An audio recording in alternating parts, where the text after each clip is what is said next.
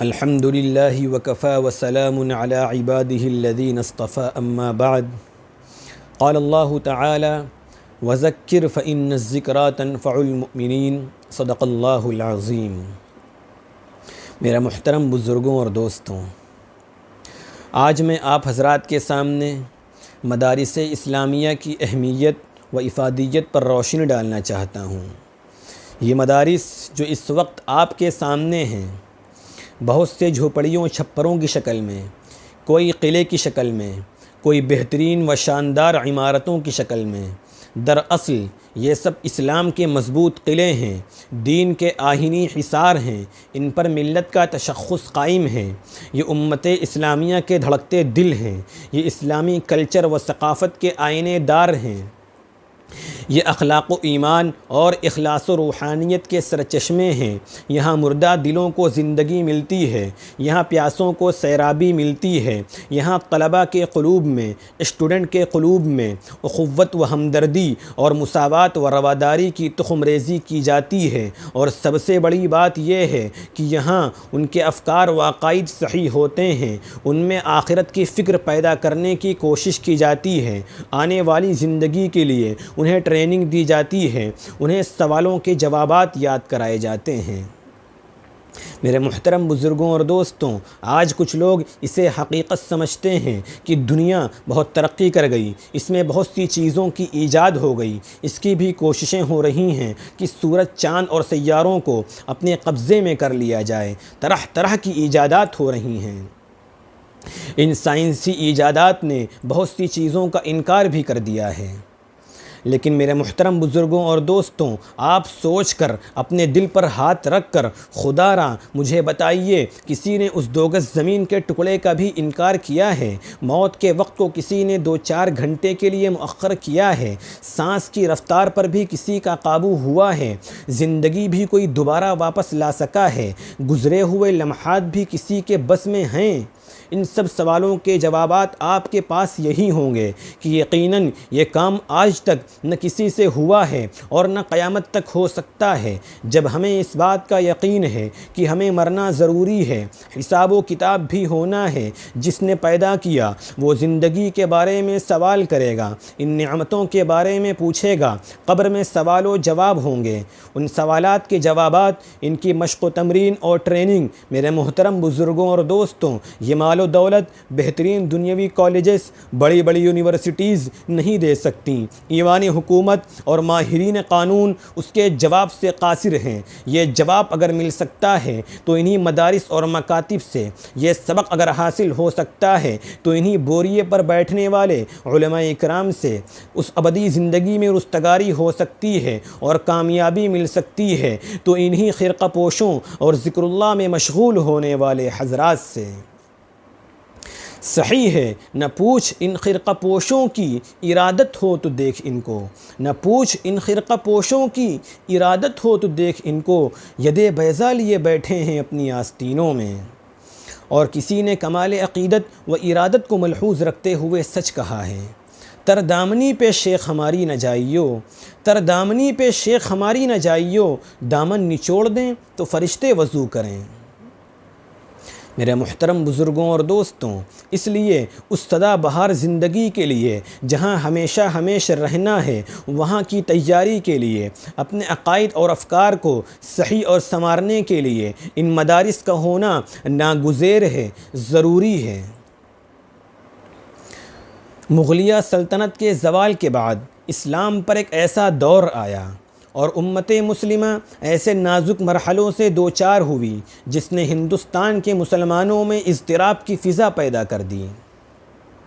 ان پر ہر طرف سے یلغاریں ہونے لگیں، ان کے عقائد کو مسخ کیا جانے لگا، ذہنی و فکری ارتداد پیدا کرنے کی منظم سازشیں ہونے لگیں، ان کی اقتصادی، سماجی اور معاشرتی زندگی کو مفلوج کر دیا گیا، انہیں ہر طرح سے بے دست و پا کر دیا گیا۔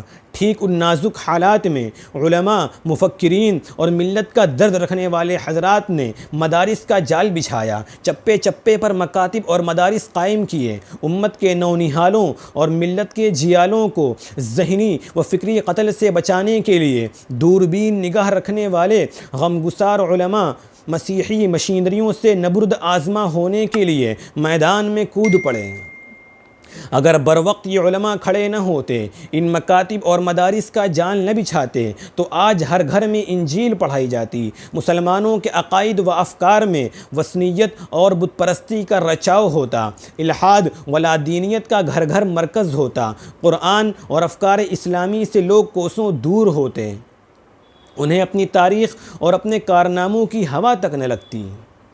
ان مدارس نے وہ کارنامہ انجام دیا جو ہمیشہ یاد رکھا جائے گا۔ انہوں نے بروقت مسلمانوں کو سنبھالا دیا، انہیں اپنی تاریخ، اپنے کلچر اور دینی اہمیت کا احساس دلایا، مسلمانوں کے ملی تشخص اور ان کی انفرادیت کو برقرار رکھا۔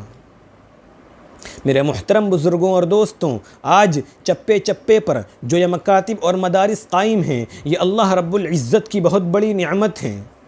یہ مدارس معاشرے میں ریڑھ کی ہڈی کی حیثیت رکھتے ہیں، یہ پوری سوسائٹی اور سماج کا مکھن ہیں۔ یہ اللہ اور اس کے رسول صلی اللہ علیہ وسلم سے آشنا کرنے کا، تعلق پیدا کرنے کا ایک بہترین ذریعہ ہیں، جو کہ ہمارا اور آپ سب کا حقیقی مقصد ہے۔ اس لیے ہمارا اور آپ کا تعلق بھی ان مدارس سے ایسا ہی ہونا چاہیے جیسا جسم کا روح سے، آفتاب کا روشنی سے اور پھول کا خوشبو سے ہے۔ اگر یہ تعلق آپ کا باقی ہے تو سمجھ لیجئے کہ جسم اور روح دونوں زندہ ہیں۔ اگر یہ تعلق ختم ہوا تو پھر خدا ہی ہمارا کارساز ہے۔ میرے محترم بزرگوں اور دوستوں، آج کچھ لوگ یہ کہتے ہیں کہ ان مدارس سے کیا ملتا ہے، ان سے نوکری نہیں ملتی، ان سے ڈگریاں نہیں ملتی، یہاں کے افراد قوم کے اوپر بار ہیں، بوجھ ہیں، ان میں شعور اور بیداری نہیں آتی، یہ لوگ ٹیکنیکل لائن میں آگے نہیں بڑھتے۔ تو ان حضرات سے میں صرف اتنا عرض کرنا چاہتا ہوں کہ روزی روٹی کا مسئلہ کوئی اہم مسئلہ نہیں ہے، اس کا وعدہ تو خداوند قدوس نے ہم سے کیا ہے، وما من دابۃ فی الارض الا علی اللہ رزقها، اور دوسری جگہ ارشاد ہے خلقہ فقدرہ ثم السبیل یسرہ۔ اور یہ بھی طے شدہ بات ہے کہ روزی کا تعلق قسمت سے ہے، عقل سے نہیں۔ اگر عقل سے اس کا تعلق ہوتا تو بے وقوف بھوکوں مرتے ہیں، لیکن نظام قدرت عجیب ہے۔ اس لیے مسلمانوں کا اصل مسئلہ اور مقصد زندگی پیغام خداوندی ہے، دعوت و ارشاد ہے، اس کاروان سفر میں رہ کر اپنی ابدی زندگی کو سنوارنا ہے، آخرت کی فکر کرنی ہے۔ اور اس بارے میں اسلام اور قرآن و حدیث کے ارشادات بالکل واضح ہیں۔ صحابہ کرام و اسلاف کی زندگیاں ہمارے سامنے ہیں کہ انہوں نے کس طرح سے اس دنیا سے خوشہ چینی کی اور اس خوان نعمت سے بھی سیرابی حاصل کر کے اور دامن بچاتے ہوئے کس طرح دنیا و آخرت کی فلاح و بہبودی ان کے حصے میں آئی۔ میرے محترم بزرگوں اور دوستوں، یہ مدارس دراصل اسلامی چھاؤنیاں ہیں، ان کے سائے میں زندگی ملتی ہے، اقدار کی بند کلیاں چٹکتی ہیں، افکار کے پھول کھلتے ہیں، قرآن و حدیث کے سائے میں زندگی پل کر جوان ہوتی ہے، اور ان مدارس کے ذریعے زندگی کا صحیح حل تلاش کیا جاتا ہے۔ اس لیے ضرورت ہے، وقت کا تقاضا ہے کہ ہم ان کے ساتھ وابستہ ہوں اور اپنا تعلق بھی قائم کریں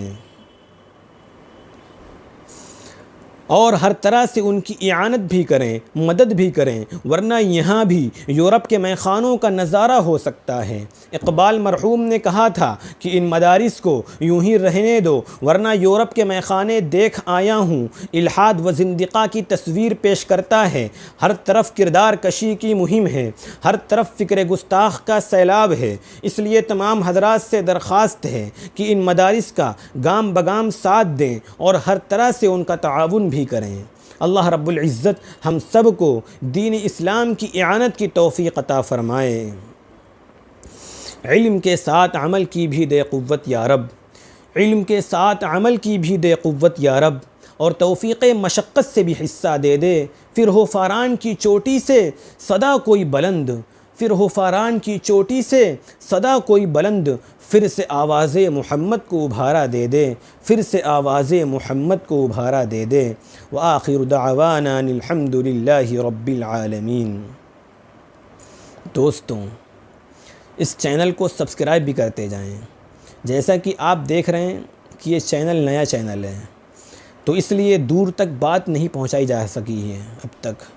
جب آپ لوگ اس چینل کا تعاون کریں گے، سبسکرائب کریں گے، زیادہ سے زیادہ اس کی ویڈیوز کو دوسروں تک پہنچائیں گے، تو اس چینل کو دور تک پھیلنے میں زیادہ ٹائم نہیں لگے گا، اور پھر دور تک بات بڑی آسانی سے پہنچائی جا سکے گی اس پلیٹ فارم کے ذریعے سے۔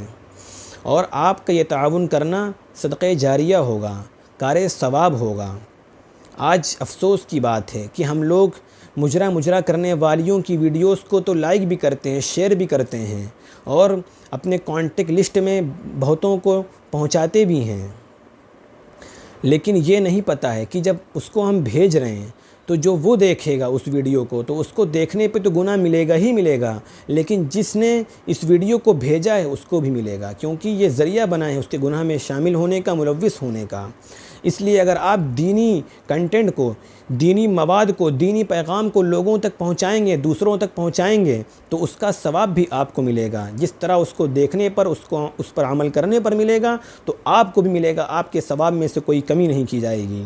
اس لیے اپنے دل کو بڑا کریں، اپنے ذہن کو کشادہ کریں، اپنے ظرف کو کشادہ کریں، علماء کرام کا سپورٹ کریں، اور دین اسلام کے پیغام کو دور تک پہنچانے میں تعاون کریں، ہیلپ کریں۔ اللہ رب العزت سے دعا ہے کہ وہ ہم سب کو کامیاب فرمائے، دارین میں ہر اعتبار سے کامیاب فرمائے۔